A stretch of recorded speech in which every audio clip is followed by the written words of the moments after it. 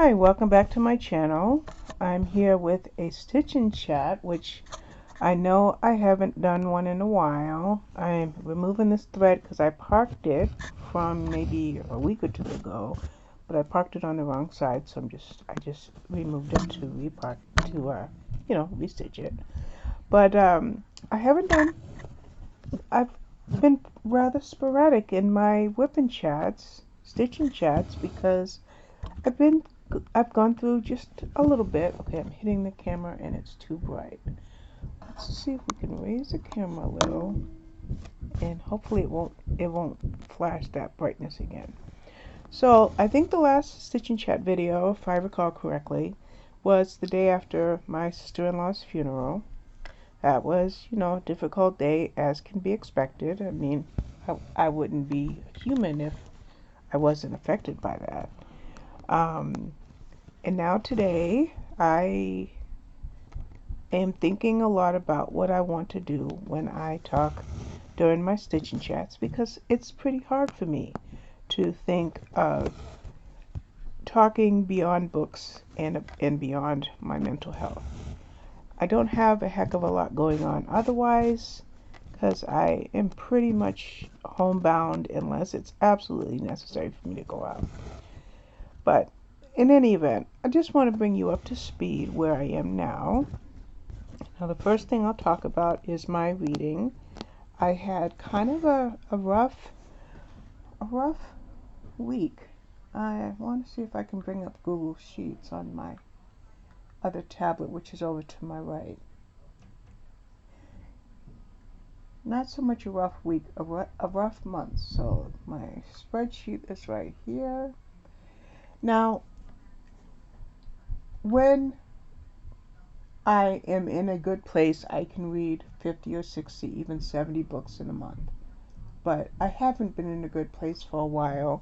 So what I read in February was 22 books, and right now I just finished book number 29, The Family Holiday by Shalini Boland, and I have to make video and written reviews for that book and also for The Lion Club by Annie Ward. And then I'm reading a middle grade book called It's the End of the World and I'm in My Bathing Suit by Justin A. Reynolds. It'll only take me about an hour to finish that, and I have to make that video, but it doesn't come out, I think, until April 5th or 6th, so I'll hold that video over. I also started Death of a Messenger by Robert McCarr, because I have Treachery ×2, which is the fourth book in his Something Koa series, a Hawaiian police officer or a Hawaiian private, I am not sure. So that book's a little slow, so it was hard to get into that. I also started The Fellowship of the Ring by J.R.R. Tolkien. I could be stitching while I'm talking to you, but I'm looking at my Goodreads. I started The Fellowship of the Ring as an answer to a challenge by Craft and Journey. Her name is Rebecca. And I did get to 26% in the book, but her sister Jean commented on my community page that I really should start with The Hobbit. I said, thank you so much for letting me know, because I've never read Tolkien and I was completely lost, but I was trying to hang in there. So fortunately, Hoopla through my library, I got my floss card. Give me a second. Hoopla through my library had The Hobbit, so I was able to download it. And I will restart The Fellowship of the Ring after I read The Hobbit. Now, unfortunately, I had a rough few days. So, for example, I started The Lion Club on the 23rd, but I didn't finish it until the 28th. I started The Family Holiday on the 26th, and I finished The Lion Club on the 27th, and I started The Family Holiday on the 26th, and I just finished it today. I started Justin A. Reynolds' middle grade book on the 23rd, and I'm not finished with that. So with all of that being so far behind as far as my usual way of getting things done, I don't think I'm going to get to The Hobbit for a few days. Now, I was going to do a binge read of the whole series, but I decided not to do that. What I decided to do, okay, let's not stitch wrong, Robin. what I decided to do, let me see what I did. I'm just going to pull this one out as well, so I can try to isolate what I did. Oh, that's another thread from something else. Okay. So what I decided to do was to just read 100 or so pages of those 4 Tolkien books, The Hobbit and the trilogy, until I finish. I'm not going to rush through them. I'm not going to speed read through them. And the reason I decided against that is because of my poor decision making when it came to blog tours. I'm just pulling Pattern Keeper back up to see how many of these stitches I've got to do. 989. Okay. I just want to make sure I go all the way across. So I pulled up my spreadsheet for April, and I've got about 25 or 27 blog tours. I have a blog tour for April for almost every single day of the month. With that in mind, I cannot binge read Tolkien. I just can't. And I know Tolkien Reading Day was a few days ago. But if I put in that much energy when I'm in a slow reading mojo, I will mess up my scheduled blog tours. So I made a TBR for the next 10 days, and I will make that video in a few minutes. And that TBR will reflect my blog tour titles, some multicultural titles, a couple of nonfiction books, and a couple of romances. So I'll make that video shortly. I also will make these 3 book review videos, and then I will see how I do. Today is the 28th. So there's 3 reading days left this month, so I won't make my instead of my recent reads, which should be today, I might make a recent reads, but if I don't, I will probably do a quarterly reads. So I have to decide what I'm going to do. Make a recent reads video today and a quarterly reads video on the weekend. I'm not sure. I have to think about that. So there's a lot of content that I could be providing, but I've got to get past myself first.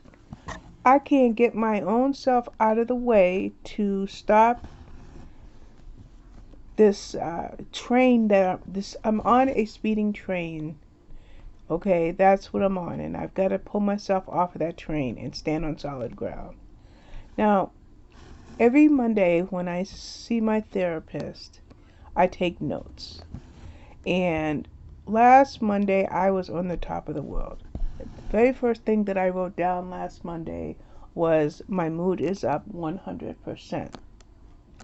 So right away today, he asked me how I was doing, and I said, well, if I said a week ago my mood, you can't really see it, so much of a glare, I'm so sorry. A week ago I said if my mood was 100% last week, it would have been 10 out of 10. Today I would say maybe a 3 out of 10. So he asked me what were the emotions that I was garnering that would rate it so low. And he wanted me to specifically analyze it for him. So some words came up: depression, sadness, anxiety. I said, depression and sadness for sure. And he said, anger. And I said, boom, you just hit the nail right on the head. I said, I don't know why you chose that word out of hundreds of, dozens of emotions, but he picked that word. And then I told him about the video I made last week when my frustration about a particular situation went from sadness and despair to anger. And I was trying to figure out why I had such a shift in my emotions. But I also told him that my husband had been asking me for several days last week what was wrong with me, and I kept telling him, oh, nothing, I'm just tired, everything's fine. And by Saturday he knew that everything was not fine. So he came in my office, I was sitting in here, and he just asked me what was going on, and I told him, that my mood shifted from sadness to anger, and I was having a hard time dealing with the shift in emotions. I didn't understand myself enough to know why all of a sudden I was angry. And so one of the things that my husband said is that I'm listening to the noise. And as long as I listen to the noise, I'm always going to be bothered. And I had to think about that.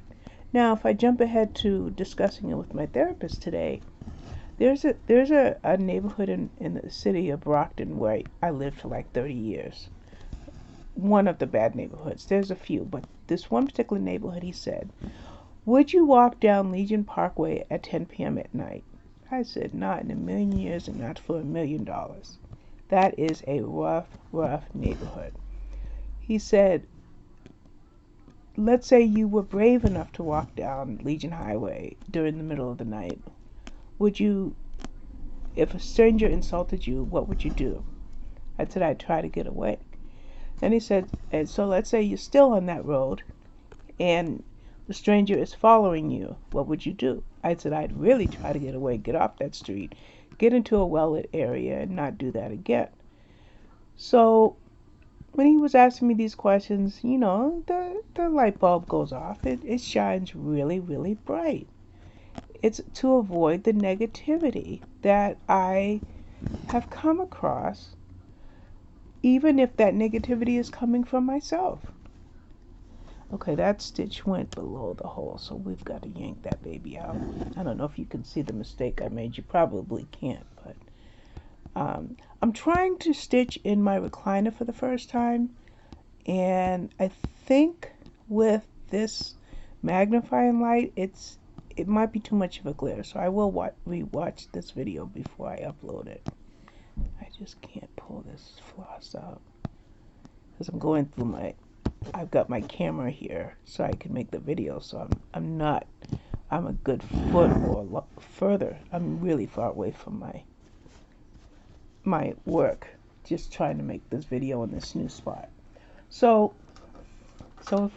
if I listen to the noise, the negativity, instead of looking at the positivity, I'm going to flitter through a bunch of emotions. And so I said to him, I said, I know that I don't stand alone when it comes to somebody who has had problems with social media, possibly even with the same situation. Excuse me if I hit the camera, I think I did. I don't stand alone, but why is it that my reaction to what happened, even though it's 2 months later, is so strong? I didn't understand that. And okay, I'm just looking at Pattern Keeper while I'm talking to you. Let me close this stitch. And then okay. I'm reading Pattern Keeper and stitching while I'm talking to you. So, he was saying that in my case, I can't speak for anybody else, is I'm easily triggered. And because I'm easily triggered, I'm reactive. And I thought that was very insightful. Yeah, I probably am just trying to make it so you can see me. I probably should understand that about myself by now, but I guess I don't. So that was something that was very helpful. And then the other thing my therapist mentioned is that drawbridge and the moat around my castle. And who do I let the drawbridge down for, cross that moat and enter into the sacred walls of my castle? Who do I let in?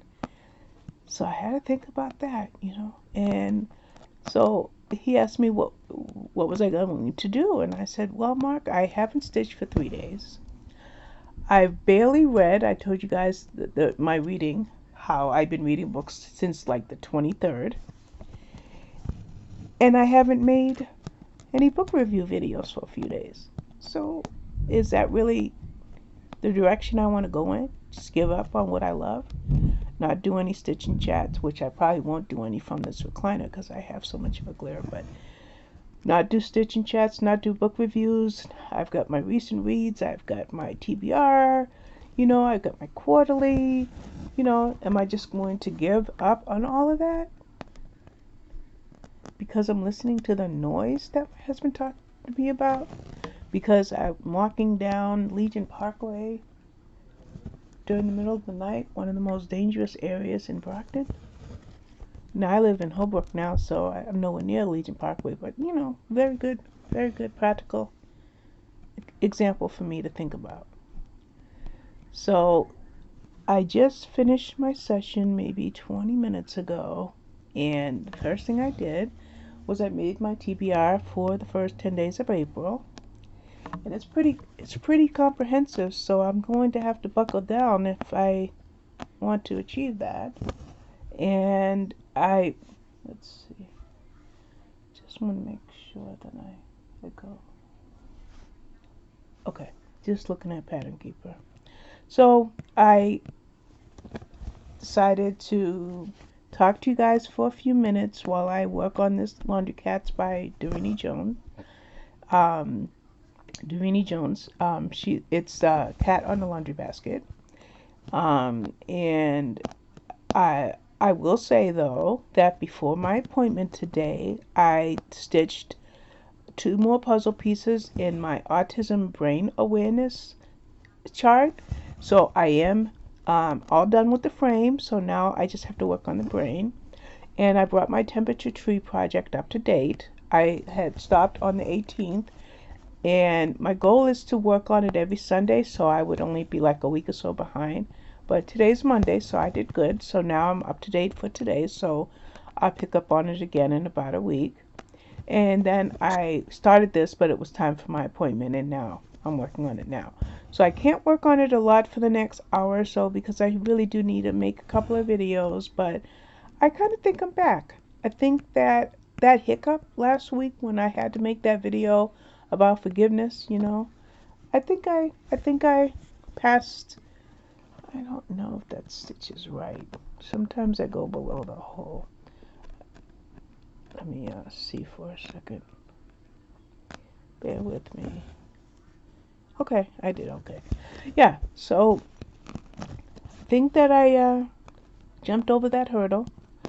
Think of a sprinting, like you're running a hurdle race, and you're knocking over hurdle after hurdle, and you fine tune your running so that you can jump right at the right point and clear that hurdle. Well, guess what? I think with talking to Tony, spending a few days binge watching TV and thinking, and then having my appointment with my therapist today, I think I can clear that hurdle. I'm not going to listen to the noise anymore, and I just I want to grow mentally, physically, not physically, mentally, emotionally, and spiritually.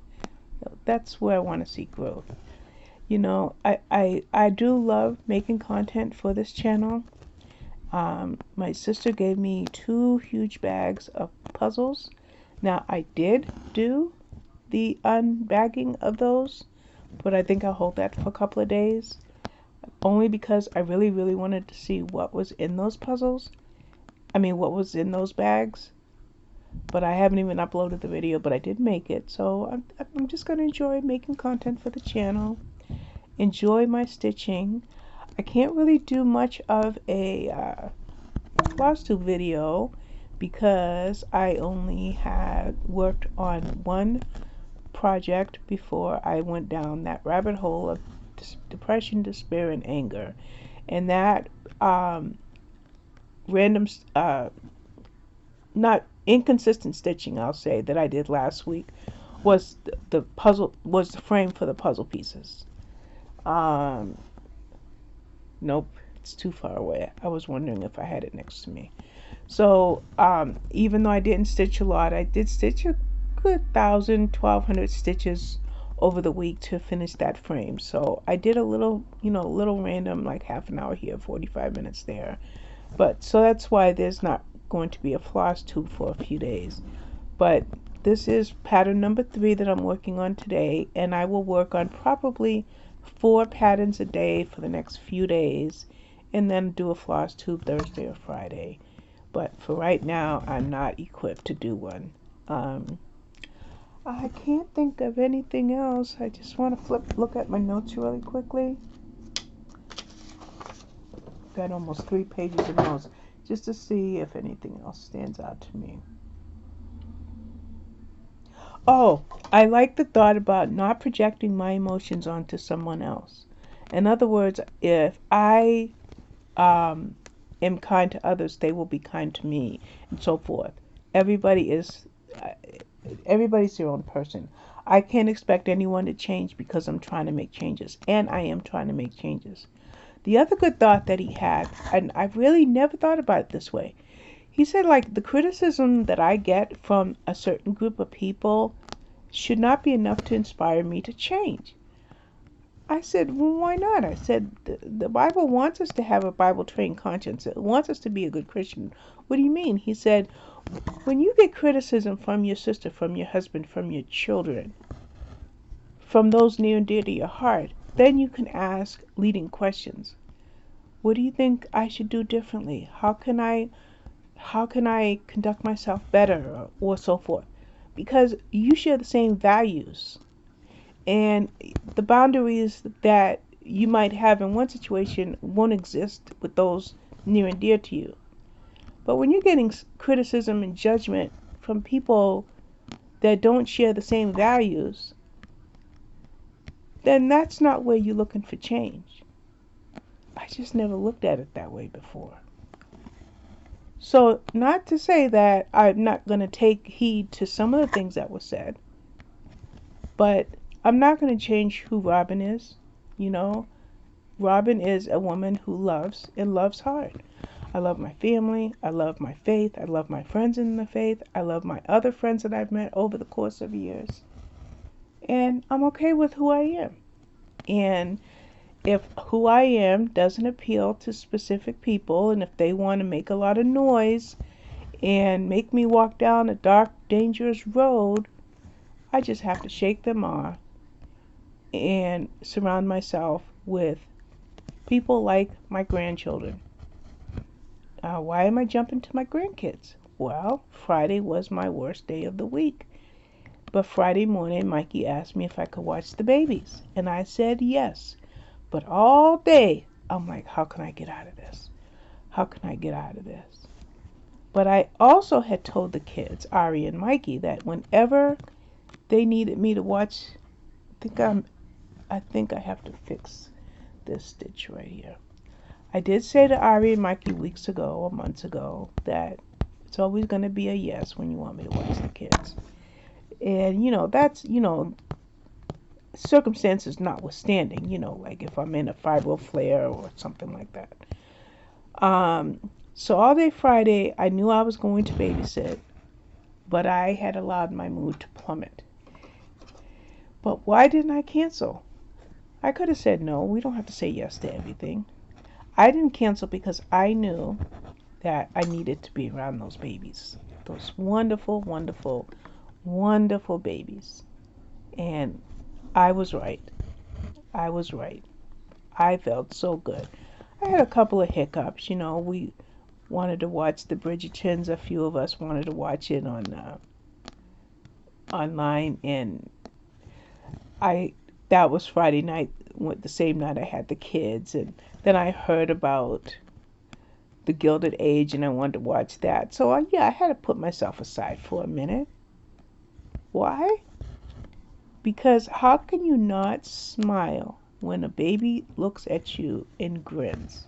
How can you not smile?